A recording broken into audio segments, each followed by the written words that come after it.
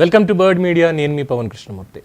శంకరాభరణం సినిమాలో జిత్మోహన్ మిత్ర వాళ్ళ బృందం ఈ వెస్ట్రన్ మ్యూజిక్ గిటార్ మీద ప్లే చేసుకుంటూ గోల చేసుకుంటూ అల్లరి చేస్తున్నప్పుడు శంకరాభరణం శంకర్ శాస్త్రి గారు అక్కడికి వెళ్ళి ఎందుకయ్యా అంతలాగా అల్లరి చేస్తారు అందరు నిద్రపోతున్నప్పుడు అంటే నీకేం తెలుసయ్యా, ఇది వెస్ట్రన్లో ఒక్క నోట్ ఇలా అని చూడు అని చెప్పిన తర్వాత ఆ సీన్ గుర్తుంటుంది కదా. దాంట్లో సోమయాజులు గారు అదే మన శంకర్ శాస్త్రి గారు అలా ఓకగా ఏ విధంగా ట్యూన్ అలా చేస్తారో అలాగా కొన్ని ఇది ఎందుకు గుర్తొచ్చిందంటే, ఎందుకు దీని ఎగ్జాంపుల్ తీసుకున్నానంటే, ఇప్పుడు మీకు చూపించబోయేటువంటి వీడియోల్లో కొన్నింటికి ఆ వెస్ట్రన్ అనేటువంటి టచ్ కొంచెం ఉంటుందన్నమాట.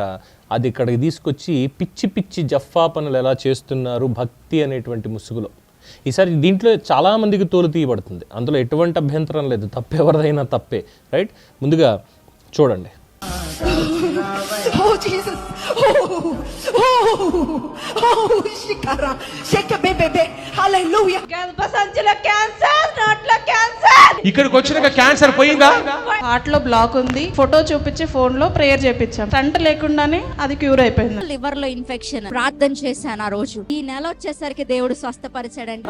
లాగుతా ఉంటాయి. Pain is heal in the name of Jesus. ఇప్పుడు మేడం ఎలా ఉందమ్మా? లేదండి, పెయిన్ లేదు. నువ్వు తీసుకోవాల్సిన పెయిన్ ని ఆయన తీసుకున్నాడు. ఎగ్స్ సరిగా పెరుగుతలేవని బయటికి లాగుతున్నాను. హార్ట్ అటాక్ వస్తే ఇంజెక్షన్ చేపించుకోలేదా? అవునండి. కారణం ఏం చెప్పారు? టాబ్లెట్లు వేసుకోకూడదని చెప్పేశారు చర్చిలలో. చర్చిలో వాడకూడదని చెప్పి నా భార్య కూడా 42 ఏళ్ళకే చచ్చిపోయిందండి మెంటలు వచ్చేసి. నేను ఎర్రగడ్డ ఈ కూడా తిరిగానండి, ఎర్రగడ్డ హాస్పిటల్ కూడా తిరిగాను. చూశారుగా, ఇవి కేవలం కొన్ని మాత్రమే, ఇంకా ఇందులో చాలా ఉన్నాయి, చాలా అంటే చాలా ఉన్నాయి.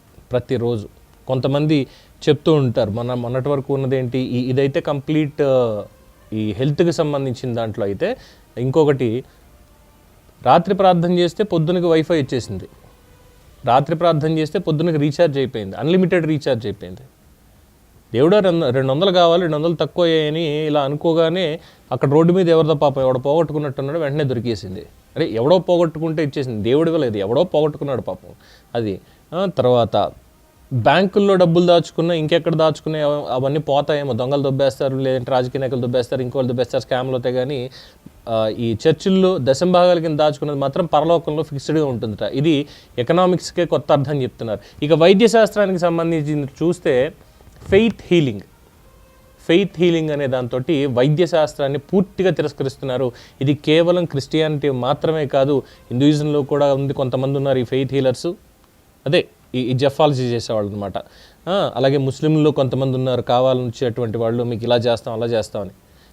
ఇందులో భాగంగా ముందు ఈ వీడియో చూశారు కదా, దీంట్లో ఆ క్యాన్సర్ గురించనో, హార్ట్ అటాక్ గురించనో, లేదంటే ఎగ్స్, కోడిగుడ్లు కాదండి, గర్భధారణ సమయంలో స్త్రీలకు విడుదలయ్యేటువంటి అండాలు అంటాం కదా, ఎగ్స్ అంటాం వాటిని.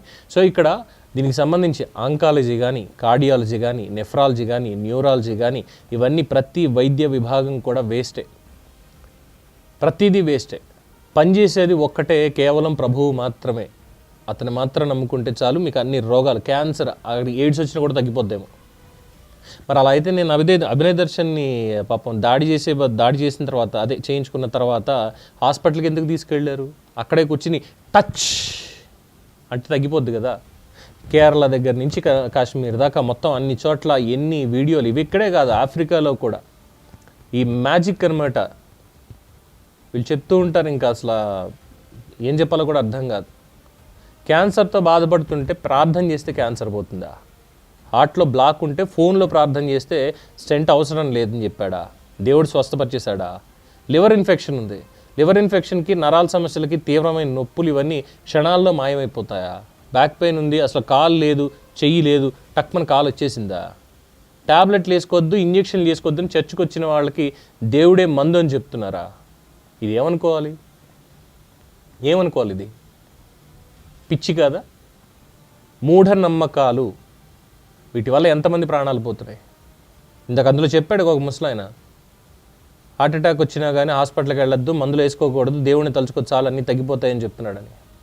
మరి ఏమన్నాను వీళ్ళని? ఎన్నో కుటుంబాలు సరైనటువంటి సమయానికి చికిత్స అందక, అంటే నీడ్ ఆఫ్ అవర్ అంటారు సరే, గోల్డెన్ అవర్ అంటారు, ఆ పర్టికులర్ మూమెంట్లో ఎన్నో కుటుంబాలు ఇలాగ నాశనం అయిపోతున్నాయి. నా భార్య కూడా ఇలాగే చికిత్స ఆపేసి 42 ఏళ్ళకి చచ్చిపోయింది. ఆ షాక్తో నేను మెంటల్గా కుంగిపోయి ఎర్రగడ్డ హాస్పిటల్ చుట్టూ తిరిగాను అని చెప్పి ఒక బాధితుడు చెప్పినటువంటి మాటలు ఎంత ప్రమాదకరమైనవి చెప్తున్నాయి. అలాగే మన దగ్గర కూడా సరే ఈ తాయెత్తులు కట్టడాలు, కాశీతాళ్ళు కట్టుకోవడాలు ఈ పెద్ద ఏం లేదు. అదొక జస్ట్ ఏంటంటే ఒక జెస్చర్, ఒక నమ్మకం. ఇది తిరుపతి నుంచి వచ్చింది, వెంకటేశ్వర స్వామి దగ్గర పూజ చేసినటువంటిది అని చెప్పి కట్టారు. 2 ఏళ్ళు అవుతుంది. ఎందుకో తీబుద్ధి కాలేదు, దీనివల్ల నాకేమీ ఇబ్బంది కూడా ఏం లేదు, మామూలుగా కట్టుకున్నాను అంతే, అనారోగ్యం లేదు, ఏం లేదు. ఇలా ఎంతోమంది నమ్మకాలు ఉంటాయి.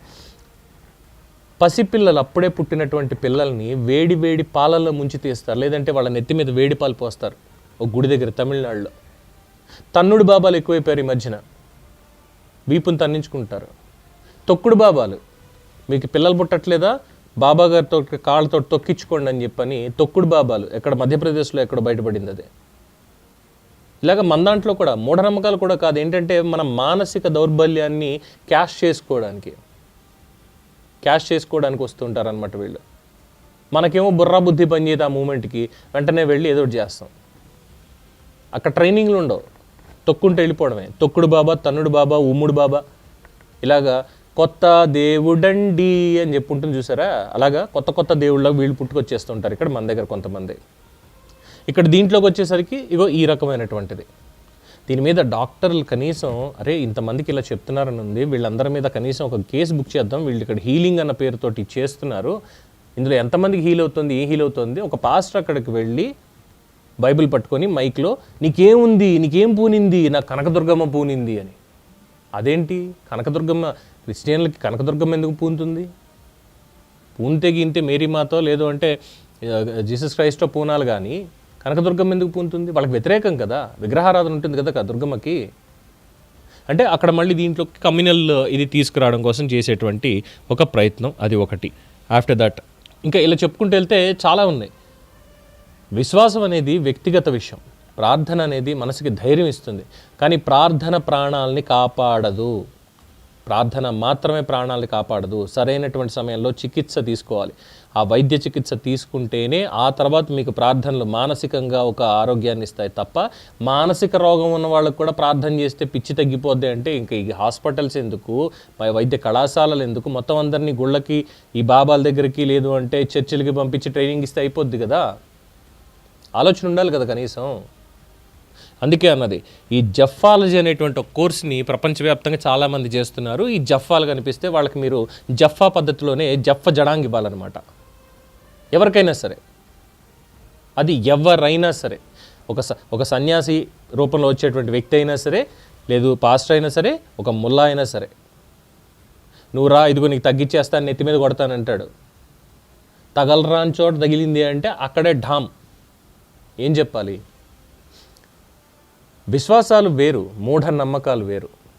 మూఢనమ్మకాలకు సంబంధించి కొన్ని పనులు ఈ జనజాగృతి సమితి వాళ్ళు, లేదంటే కొంతమంది ఉన్నారు, చాలా చక్కగా మాట్లాడతారు, చేస్తారు. కానీ మిగతా వాటి దగ్గరికి వచ్చేసరికి ఎప్పటి నుంచో ఉన్నటువంటి ప్రాక్టీసెస్ని అవి కూడా నమ్మకాలు కాదని చెప్పడం. ఇగో ఇలాంటి వాటి జోలికి మాత్రం ఎవరు వెళ్ళరు. ప్రతిరోజు ప్రతి చోట ఇదే జరుగుతుంది. ఇది ఇంకొకటి ఏంటంటే ఇల్లీగల్ కన్వర్షన్స్కి ఇది కూడా ఒక కారణం అవుతుంది. అక్కడికి తీసుకెళ్ళి అదొక మాస్ హిస్టీరియా అనుకోవాలి.